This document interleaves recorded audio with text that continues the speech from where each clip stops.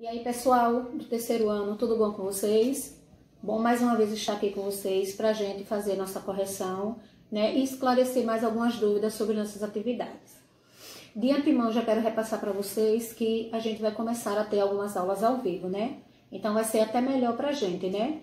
Poder se ver novamente e a gente compartilhar as dúvidas e conversar sobre os nossos temas, tá certo? Espero que vocês, quando receberem o cronograma das novas aulas ao vivo, que vocês possam participar, tá certo? Para que a gente possa conversar e dar continuidade. Mas também a gente vai deixar postada a atividade caso aquelas pessoas não consigam entrar na aula ao vivo, ok? Mas se vocês puderem, eu já peço de antemão que, por favor, participem, tá certo, gente? Na aula passada, a gente falou sobre os primeiros estudos de Santo Agostinho, não foi isso? Que antes de se converter ao cristianismo, Santo Agostinho se vinculou a algumas outras doutrinas filosóficas, como o ceticismo, né, maniqueísmo, neoplatonismo. A gente também falou que Santo Agostinho, ele procurava muito tentar distinguir o que era sonho de realidade, né? E era também muito preocupado com aquela questão do mal, né? Da existência do mal. A gente também falou um pouco de maniqueísmo, né? Que era também uma corrente cristã que tinha um relativo prestígio naquela época, né? E foi fundada no século III pelo filósofo Maniqueu, né? E ela também estava associada ao zoroastrismo e ao cristianismo, que o zoroastrismo é uma antiga religião persa, não é isso? E que tinha como objetivo a luta entre o bem e o mal, que era uma das coisas que atormentava muito Santo Agostinho, né? Santo Agostinho fazia algumas perguntas a si mesmo. Por que o mal existe, né? E também ele dizia assim, e como é que Deus poderia permitir que o mal existisse, né? Aí é também onde entra a questão de livre-arbítrio, né? A questão do Jardim do Éden, que foram Adão e Eva, os primeiros seres humanos a serem criados, e que viviam livres e podiam fazer o que quisessem, mas apenas não podiam tocar numa árvore frutífera que tinha lá, né?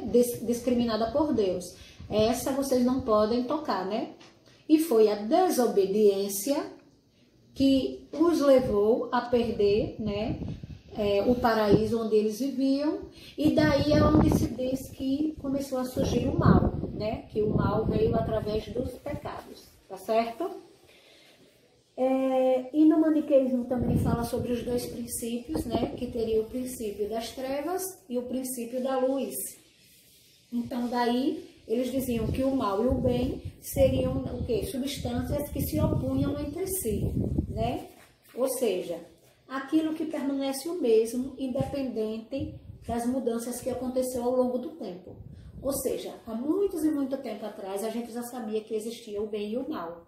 E ainda hoje em dia, a gente continua acreditando nisso, na existência do bem e do mal. Ou seja, quis dizer no maniqueísmo que independente do tempo, né, elas são coisas distintas e que permanecem, não acabaram, né? Não disseram assim, acabou e agora voltou. Não, eles permanecem desde sempre como o bem e o mal. Também falou sobre o neoplatonismo, né? Que depois do maniqueísmo, né, e do ceticismo, Platão ainda achava que as suas teorias, né, e que as suas ideias eram insuficientes e eram muito frágeis. Ele achava que ele não tinha argumentos para defender as suas teorias.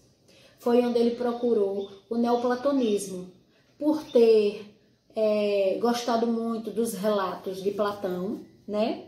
E foi através de uma leitura feita de Plotino, né, e Cícero sobre os seus estudos platônicos que ele se interessou, né, sobre o neoplatonismo, e daí o neoplatonismo foi fundado pelos seguidores, né, de Plotino, a partir dos escritos de Platão, né? Então, foi aí que Santo Agostinho decidiu que o neoplatonismo poderia responder às suas questões, principalmente sobre a existência do mal. Embora, né, também ele disse que a existência de Deus, que pode ser poder ou princípio supremo, né? Ou seja, cada um tem a sua fé e acredita naquilo que acha que é real, né? E para provar essa existência, ele distinguiu os seres em 3 classes, que não é bem 3 classes. Ele colocou como seres inferiores, que são as pedras, porque são inanimados, não pensam, não fazem nada. No segundo lugar, ele colocou os seres animados e sensíveis, que é os seres humanos e os animais. Só que os seres humanos com destaque, como a gente falou, né? Por conta da razão. Pelo ser humano saber pensar, ele estaria acima dos animais, tá certo? Mas, acima da razão, acima dos seres humanos e dos animais, havia uma força maior. E essa força maior era que seria Deus para eles, tá certo?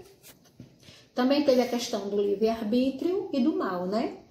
Que o mal passou a surgir, segundo eles, a partir da desobediência de Adão e Eva, né?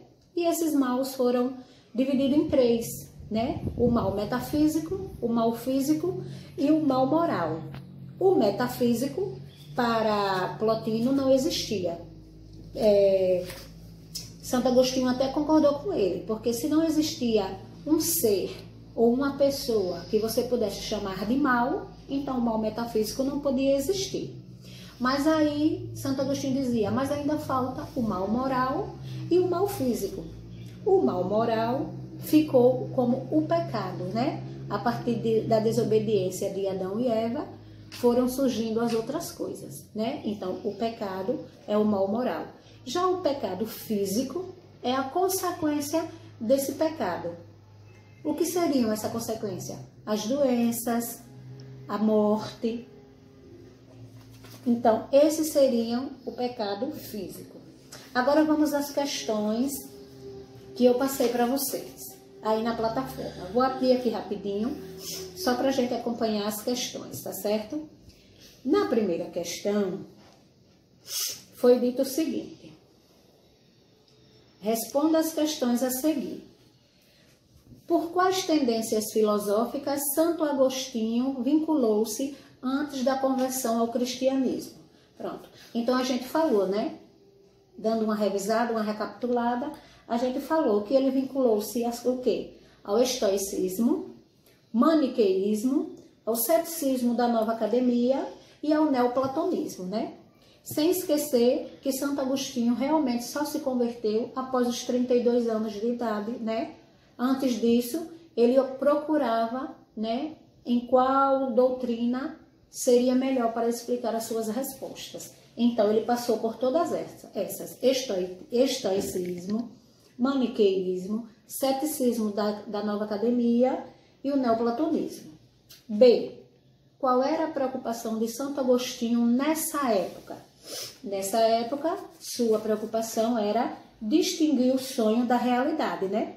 Ou seja, foi através da interrogação dos estoicos, né, do estoicismo, que eram pessoas que investigavam tudo, não aceitavam nada como verdade, que ele também sentiu essa necessidade de distinguir o que é sonho e o que é realidade. Então, nessa época, a preocupação dele era essa, a distinção entre sonho e realidade. Que às vezes nós estamos sonhando e às vezes a gente não sabe se a gente estava sonhando ou se isso aconteceu na realidade, né? Vamos para a letra C. O que Agostinho buscava no maniqueísmo? Hein? Então, no maniqueísmo, ele buscava a resposta para algumas questões dele. Quais seriam essas questões dele? A primeira era, qual era a origem do mal? E a segunda era, como podia Deus permitir que o mal existisse, né?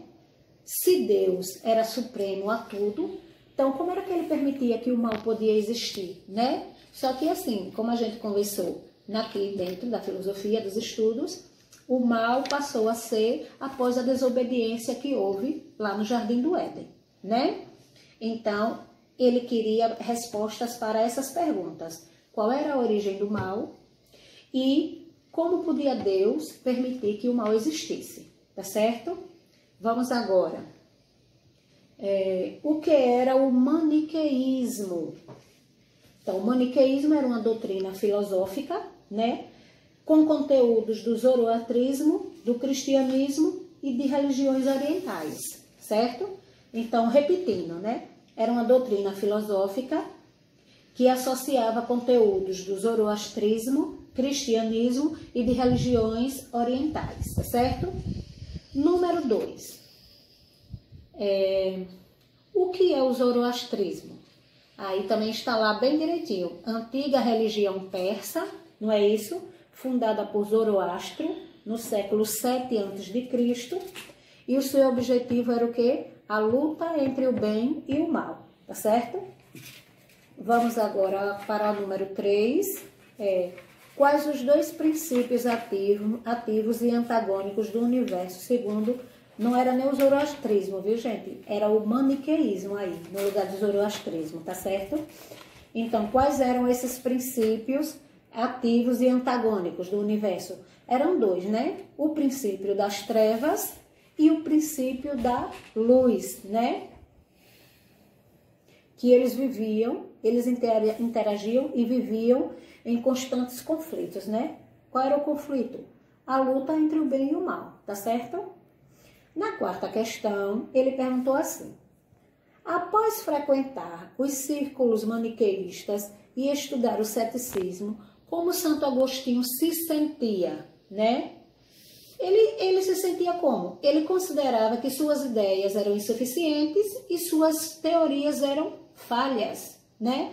Então, ele sentia que tinha que buscar novos conceitos ou uma nova doutrina que pudesse lhe fornecer argumentos para ele contestar para ele acrescentar as suas teorias. Então, ele não se sentia bem com isso, ele achava que eram falhas, né? Teorias falhas, achava que ideias eram suficientes, ele precisava de mais argumentos para fundamentar suas teorias e suas ideias, tá certo? Na quinta questão, ele disse: foi o último filósofo pagão da antiguidade. Quem foi esse filósofo? Plotino, né? Quem marcou Plotino acertou, certo? Na sexta questão, ele diz: segundo Santo Agostinho, como poderia ser provada a existência de Deus, né? Então, a existência de Deus podia ser provada, né? Podia ser encontrada nos próprios seres humanos, que eram criaturas divinas para eles, viu, gente? Ele achava que a importância de Deus podia ser provada através dos próprios seres humanos, que foram criados por Deus. Por isso que eles eram chamados de criaturas divinas, certo? Na sétima questão, ele disse o seguinte: defina a existência de Deus segundo Santo Agostinho. Então, Santo Agostinho, ele distinguia essas pessoas. Já falei no assunto, né? Primeiro, ele distinguia como seres inanimados, que seriam as pedras, porque não tinham vida, né? Depois, seres animados e sensíveis, os seres humanos. Sendo que os seres humanos tinham um destaque maior por conta da razão, né? Por ser os únicos seres a pensar e raciocinar. Mas, além dos seres inanimados e dos seres animados e sensíveis, havia algo maior que a razão e que os seres humanos, que seria Deus. Deus seria o que estava acima da razão e dos seres humanos e dos animais. Então, os seres inferiores, os seres animados e sensíveis, e algo superior à razão é que seria Deus, tá certo? Já na oitava questão, ele disse o seguinte: vamos relacionar. Colocou aí mal metafísico, mal moral e o mal físico, né? Então, na primeira ele disse, se refere à dor, doenças e morte. A dor, doenças e morte seria o mal físico, é a letra C, tá certo? E se refere ao pecado. Se refere ao pecado é a letra B, seria o mal moral, né? E na letra A, o mal metafísico, ele já diz, não existe, ou seja, não há um ser que represente o mal. Então ficaria C, B e A. No número 9, ele disse, segundo a doutrina cristã, a partir de que Deus criou a humanidade. Então, Deus criou a humanidade a partir de quê? A partir de um ato de pena e bondade, a partir de um ato de pura vontade e imensa bondade, ou um ato de pena e vontade. Então, o segundo, Deus criou a humanidade por um ato de pura vontade e imensa bondade, tá certo? Essas foram as questões da gente aqui, tá bom, gente? Sobre os primeiros estudos de Santo Agostinho. Na próxima aula, a gente vai dar uma continuada breve sobre isso. Como assim uma continuada breve? Vamos fazer algumas questões, como a nossa aula já será ao vivo, vamos fazer 2 questões relacionadas ao pecado original, falando sobre a filosofia, é claro, e sobre onisciência e livre arbítrio. Essa aula vai ser presencial, vai ser online, vai ser ao vivo, onde a gente vai poder debater e lá mesmo a gente já vai fazer as nossas questões e já vamos deixar corrigidas, tá certo? Espero que vocês tenham corrigido a atividade. Estou aguardando vocês na aula ao vivo, tá certo? Que vocês façam um esforço, que a gente possa se encontrar. Até porque estou com saudade de vocês, né? A gente precisa conversar um pouquinho, tá certo? E até a próxima aula. Até lá!